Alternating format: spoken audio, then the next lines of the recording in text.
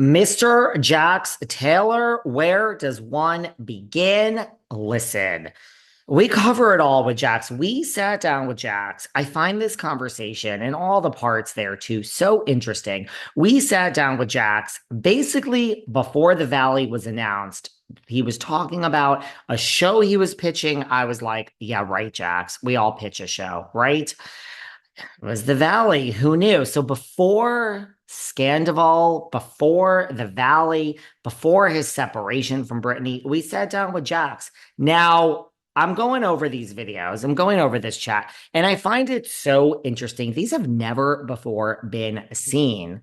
Well, we're going to share these with you. I find it so interesting looking back because I mean, I also don't think the Valley, no shade, would have been greenlit if it wasn't for Scandival. I've said that before. So this was before all of that. So when Jax was talking about the show he was pitching, I was like, yeah, right.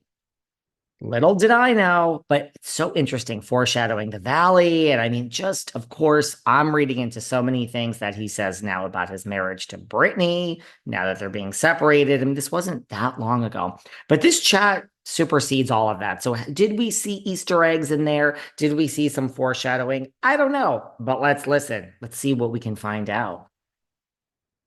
When you're in the heat of the moment and they're coming at you all forces and screaming and yelling, and sometimes you slip and say something that you probably shouldn't say, but it's tough because you got in the back of your head, you got to realize like in 6 months this is going to be on TV, so how I fight right now is gonna, I got to be smart. So not only are you in the heat of the moments, but you got to remember that whatever you say is going to live with you. So it's tough, it's really hard. And I think when you're getting it from all angles, sometimes you just kind of want to be like, okay, I throw up the towel, I gotta, we got to step back for a minute. Sometimes you got to cry. Sometimes you got to walk off set, like on reunions. You see people walk off set.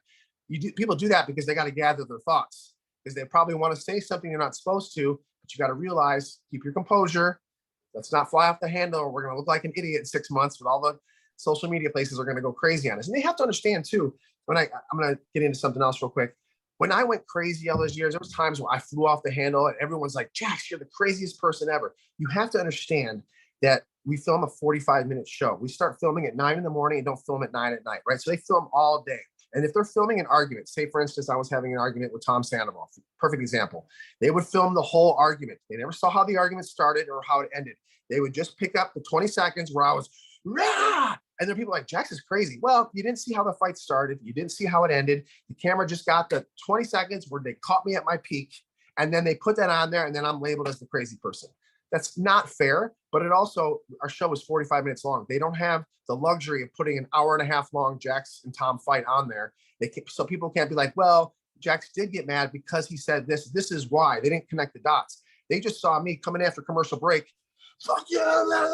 And they're like, whoa, what's wrong with Jax? You know, they didn't understand where it was all coming from all the time. I couldn't explain myself. And like I said, the show's 45 minutes long. There's 6 different storylines, so they can only dap into a couple and then the show's over. You know, I could never explain myself why I went crazy or why I did this or why I went that. So it was tough. The editing, you don't have any control. You have no control. And right. And I think also your point with Lisa too was like, because she would call you over and you said she cried to you, like you thought it was a legitimate friendship, I guess. Yeah. And that's kind of when I was like, okay, she does care about me, you know, she does, you know, and she does respect our friendship. And like I said, if she was to call tomorrow, that would be great. But I don't really think there's a reason for her to call me anymore. But you know, I'm a different person now. So I don't really have any hate in my heart for anybody anymore. Life is too short. If you don't want to be friends, that's fine.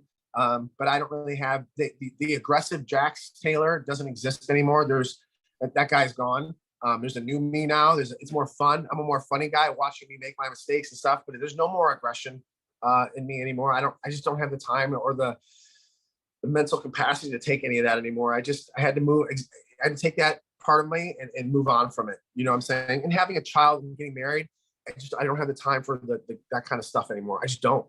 You know? Well, I mean, it takes a toll on you. Yeah. If you and Brittany ran into Lisa, you know, it's a small world in Hollywood. I mean, maybe you travel in different circles, but like, would it be awkward? Like, what would you guys say?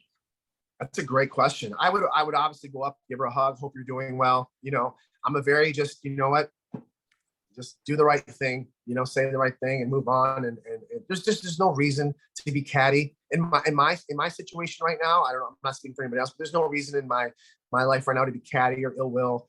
Like I said, it's just, there's no reason for it right now. Just be happy, be a good person, do the right thing, and move on with your life.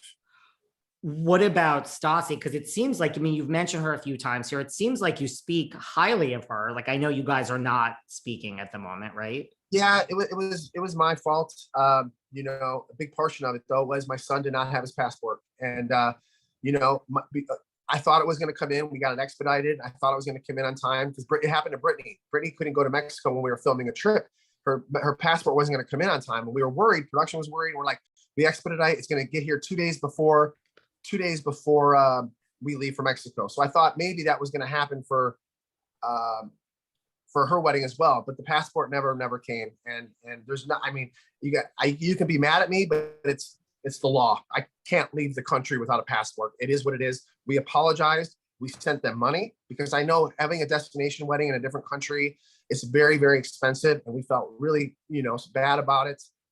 We tried other options. I said, hey, I'll stay back with Cruz. Why don't you? And the idea was for Brittany and my mother-in-law to go. They were going to go and enjoy the wedding. Then my mother-in-law's best friend passed away.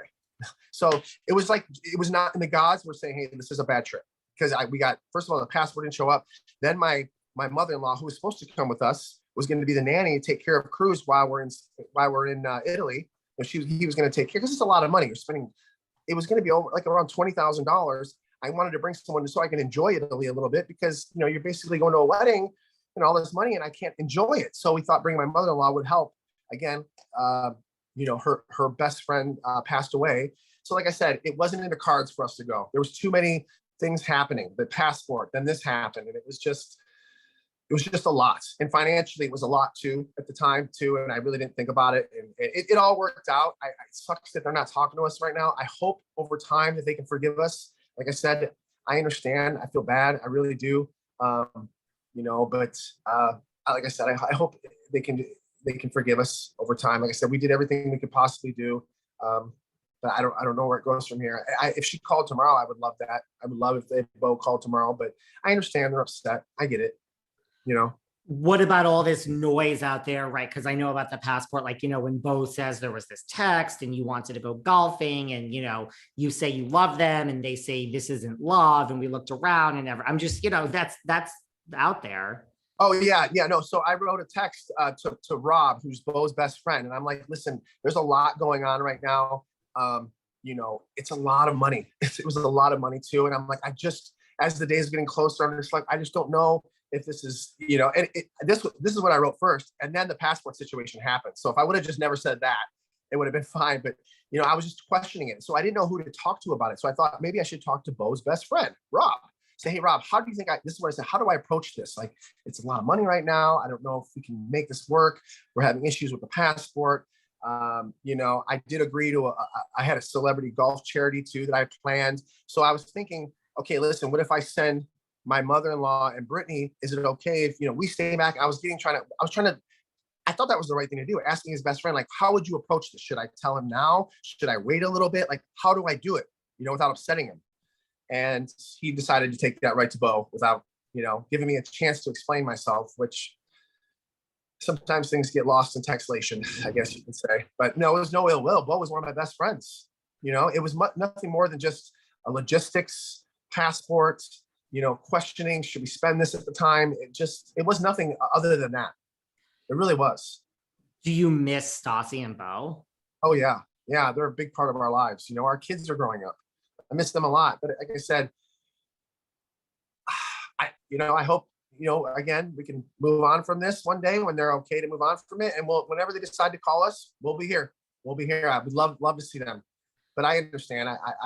I'm not in their shoes. I didn't have a destination wedding in a different country. There was only so many slots they could fill. We took up a slot that they could have had. I understand, and I apologize. I don't know what else I could do. We gave them a significant amount of money to pay for it.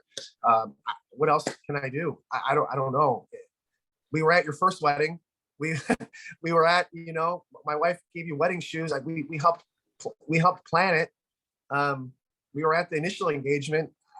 I don't know. It was, I don't know. Do you think, is this the end of Jackson's